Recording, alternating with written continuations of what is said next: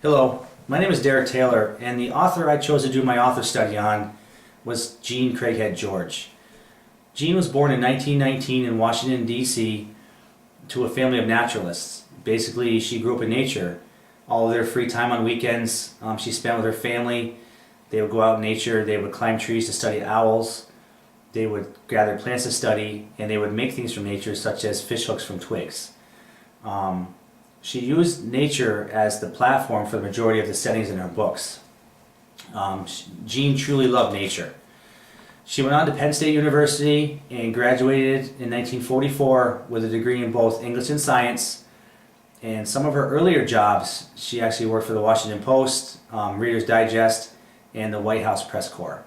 Her husband, John George, actually helped her with some of her first books that she wrote in conjunction with him, where she actually did the illustrations as well, using black and white watercolors and ink.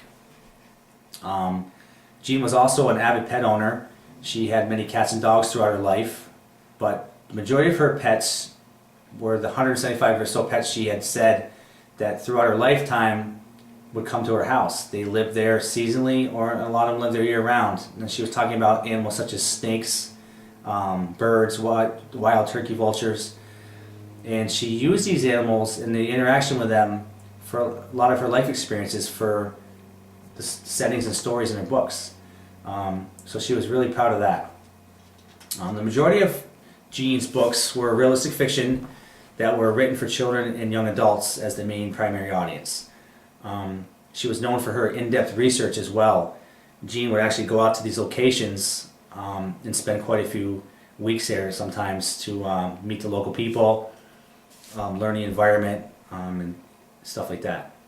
So throughout her career, she was also praised for her lyric voice, her lyric prose, her vivid descriptions, and her meticulous research. She had really spent a lot of time out there, and it truly showed in her books. The first book that I decided to talk about and to study and read was Julie of the Wolves. This is probably her most famous book, from what I've gathered. I've only honestly read the 5 that I chose for the author study. But this is a really good book. This is about a 13-year-old girl named Julie Mayax. Julie lives in Alaska, and she's at that age where she's just torn between Eskimo rule, or I should say rules, and the rules of some of the white people that live there. Obviously totally different cultures and starting to clash, so she's torn. So what she decides to do is, over the years she had developed a relationship with a pen pal who lives in San Francisco. And one day she just up and decides that she's going to leave. She's going to try to find her way to her pen pal. Shortly after she takes off in the wilderness, she's surrounded by a pack of wolves, and to her surprise they actually take her in. So the book's about a lot of her trials and tribulations and trying to survive out in the Alaskan wilderness, and it's a truly, truly great book. It also won the Newbery Medal, I believe it was in 1973, and that's a really prestigious award, I guess. It's pretty much like the Pulitzer Prize for authors when it comes to writing children's books. The second book I chose and read was called My Side of the Mountain. This book is about a character named Sam Gribley, and he has a lot of strife similar to what Julie had in Julie of the Wolves. Sam's biggest thing is he's sick and tired of being cramped up in his New York City apartment, and he just wants to escape. So what he decides to do is he kept telling all his friends and family that he was just going to head out and stay in the Catskill Mountains and live off the land. Nobody took him seriously, and then one day they went looking for Sam and he was gone. And all he had with him at the time was what he had on his person. He had his penknife, a ball of cord, $40, and he had some flint. So it's a great book. It's pretty similar in setting, not setting, but theme and plot, where he basically lives off the land and how he survives day to day.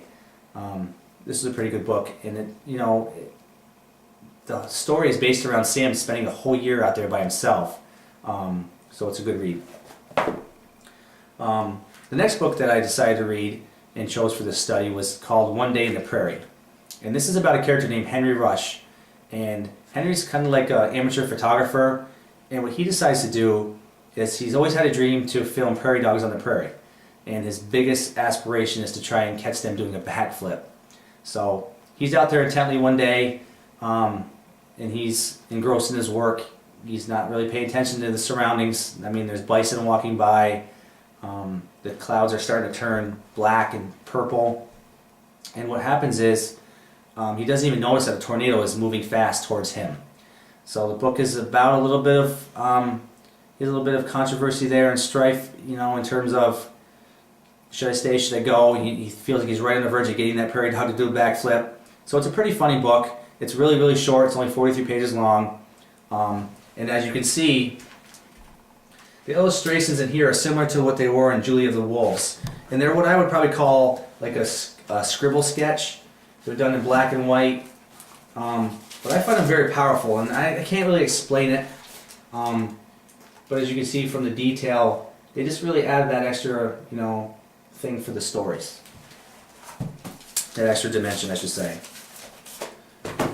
The fourth book that I chose, totally different than the other three, but it's her pocket guide to the outdoors.